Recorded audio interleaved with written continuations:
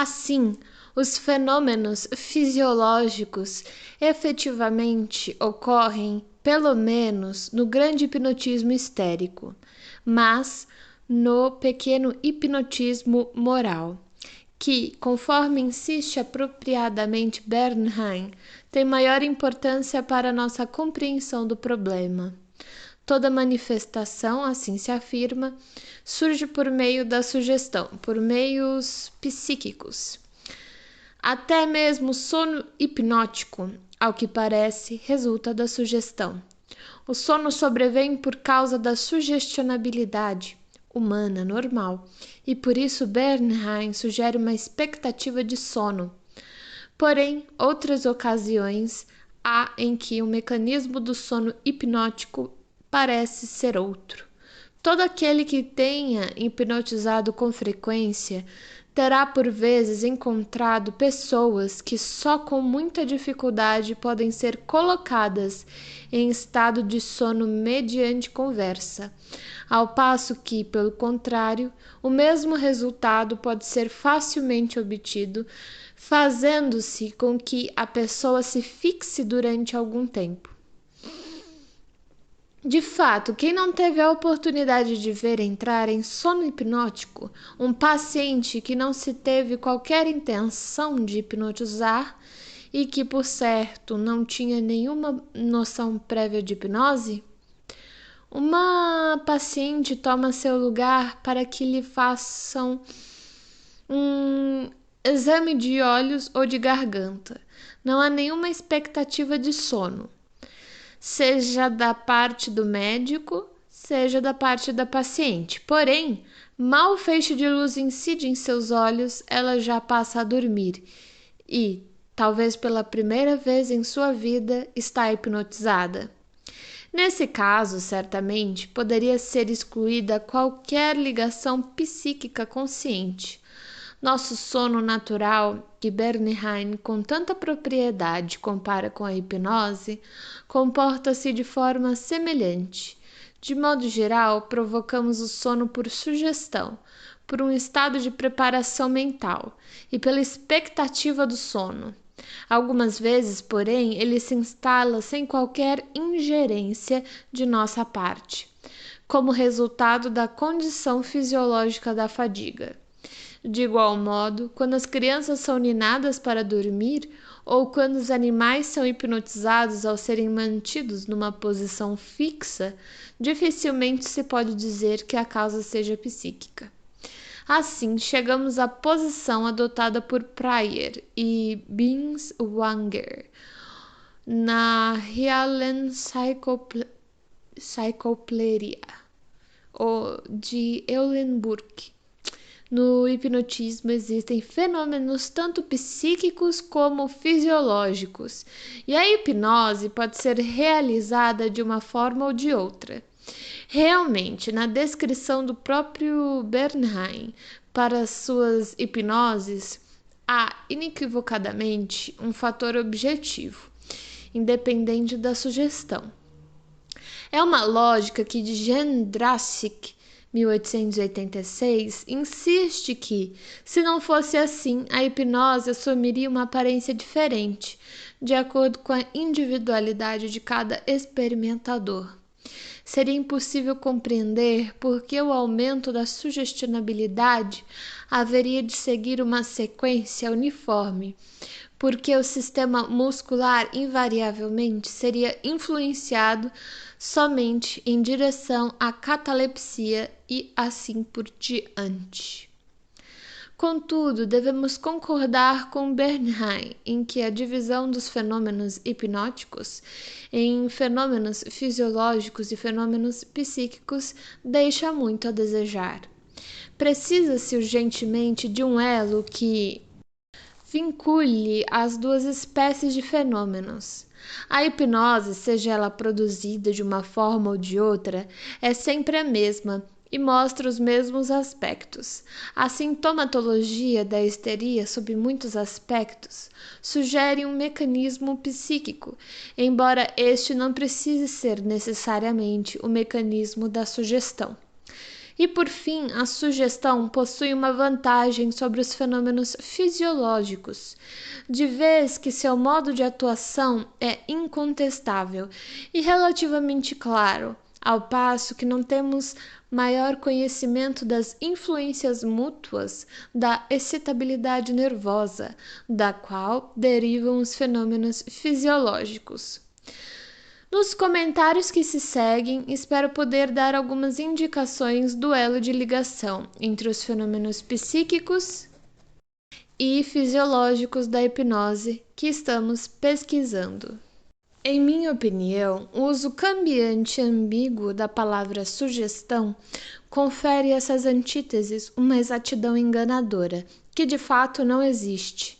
Vale a pena refletir sobre o que é que, legitimamente, podemos chamar de sugestão.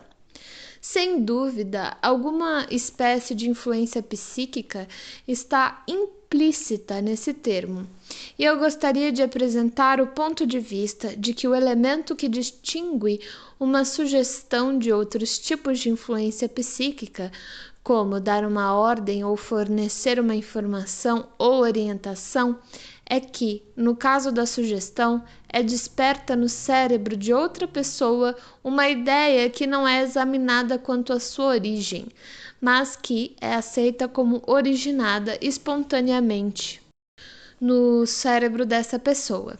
Exemplo clássico de uma sugestão desse tipo ocorre quando o médico diz a uma pessoa hipnotizada: seu braço deve permanecer na posição em que coloquei, e com isso se instala o fenômeno da catalepsia.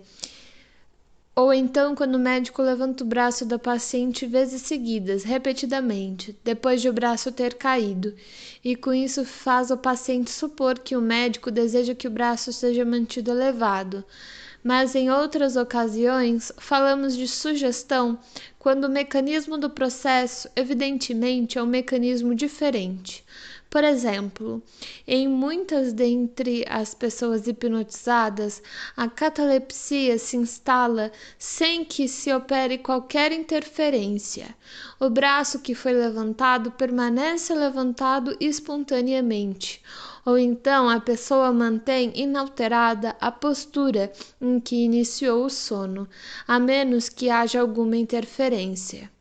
Bernheim chama de sugestão também a esse resultado, dizendo que a própria postura sugere a sua manutenção. Nesse caso, contudo, o papel desempenhado pela situação fisiológica da pessoa, que rejeita qualquer impulso no sentido de modificar sua postura, é maior do que nos primeiros casos. A diferença entre uma sugestão diretamente psíquica e uma sugestão indireta, fisiológica, talvez possa ser vista com maior clareza mediante o seguinte exemplo. Se eu disser a uma pessoa, abre aspas, seu braço direito está paralisado, você não pode movê-lo, fecha aspas, estarei fazendo uma sugestão diretamente psíquica. Em vez disso, Charcot dá uma leve pancada no braço da pessoa ou lhe diz, abre aspas, olha para essa cara horrível, dê um murro nela, fecha aspas. A pessoa dá um murro e, ambos os casos, seu braço cai paralisado. Nesses dois últimos casos, um estímulo externo produziu inicialmente uma sensação de dolorosa exaustão no braço, e com isso, em troca espontânea e independentemente de qualquer intervenção por parte do médico, a paralisia foi sugerida, se é que aqui ainda se pode aplicar tal expressão. Em outras palavras, trata-se, nesses casos, não tanto de sugestões, como de estimulação às autossugestões. E estas, como qualquer pessoa pode verificar, encerram um fator objetivo, independente da vontade do médico, e revelam uma conexão entre diferentes estados de inervação ou excitação no sistema nervoso. São as autossugestões dessa natureza que levam à produção de paralisias e histéricas espontâneas, e é uma tendência para tais autossugestões mais do que a sugestionabilidade em relação ao médico que caracteriza a histeria. E aquela não parece de modo algum ter semelhanças com esta. Não necessito insistir no fato de que também Bernheim trabalha, em grande medida, com sugestões indiretas dessa ordem, isto é, com estimulações à autossugestão. Seu método de produzir o sono, conforme descrito nas primeiras páginas desse livro, é essencialmente um método misto. A sugestão abre vigorosamente as portas que de fato se estão abrindo lentamente por autossugestão. As sugestões indiretas, nas quais uma série de elos intermediários originários da própria atividade da pessoa são inseridos entre os estímulos externos e o resultado, são, não bastante, processos psíquicos. Contudo, não estão mais expostos à plena luz da consciência, que coincide sobre as sugestões diretas. Pois estamos muito mais habituados a voltar nossa atenção para as percepções externas do que para os processos internos. As sugestões indiretas ou as autossugestões, por conseguinte, podem ser igualmente descritas como fenômenos fisiológicos ou psíquicos, e o termo sugestão tem o mesmo significado que o recíproco despertar de estados psíquicos, segundo as leis da associação.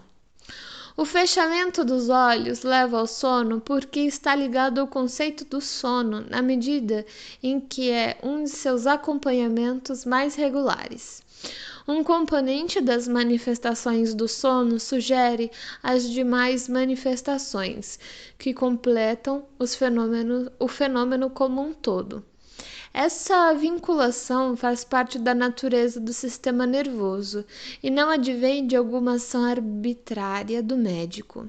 Não pode ocorrer a não ser que esteja baseada em modificações na excitabilidade das regiões cerebrais relevantes, na inervação dos centros vasomotores, etc. E apresente igualmente um aspecto psicológico e um aspecto fisiológico, tal como acontece em qualquer interligação de estados do sistema nervoso. Esta permite a passagem de excitação numa direção diferente. A ideia de sono pode produzir sensações de fadiga nos olhos e nos músculos e o correspondente estado nos centros nervosos vasomotores. Ou, por outro lado, o estado do aparelho muscular ou um impacto sobre os nervos vasomotores podem despertar a pessoa que dorme e assim por diante. Tudo o que se pode dizer é que seria tão unilateral considerar somente o aspecto psicológico do processo, quanto atribuir toda a responsabilidade dos fenômenos da hipnose à inervação vascular. De que modo isso afeta a antítese entre os fenômenos psíquicos e fisiológicos da hipnose? Havia nela um significado enquanto, por sugestão, entendia-se uma influência psíquica diretamente exercida pelo médico, que impunha à pessoa hipnotizada qualquer sintomatologia que desejasse. Mas tal significado desaparece tão logo se percebe que mesmo a sugestão só desencadeia determinados grupos de manifestações, fundamentadas nas peculiaridades funcionais do sistema nervoso hipnotizado. E que, na hipnose, também se fazem presentes outras características do sistema nervoso, além da sugestionabilidade. Poder-se-ia, ademais, questionar se todos os fenômenos da hipnose têm de passar em algum lugar, pela esfera psíquica. Em outras palavras, pois, a questão não pode ter outro sentido, se as mudanças de excitabilidade que ocorrem na hipnose invariavelmente afetam a região do córtex cerebral. Formulando a questão sobre essa outra forma, parece que encontramos sua resposta. Não se justifica estabelecer um contraste como o que aqui se estabeleceu entre o córtex cerebral e o resto do sistema nervoso. É improvável que uma modificação funcional tão profunda no córtex do cérebro possa ocorrer sem ser acompanhada por mudanças importantes na excitabilidade das demais partes do cérebro.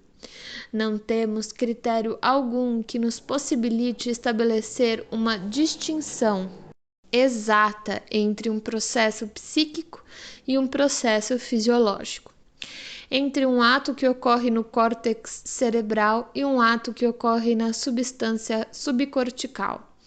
Isso porque a consciência, o que quer que isso seja, não está ligada a toda a atividade do córtex cerebral e não está sempre ligada em igual grau a qualquer de suas atividades em particular.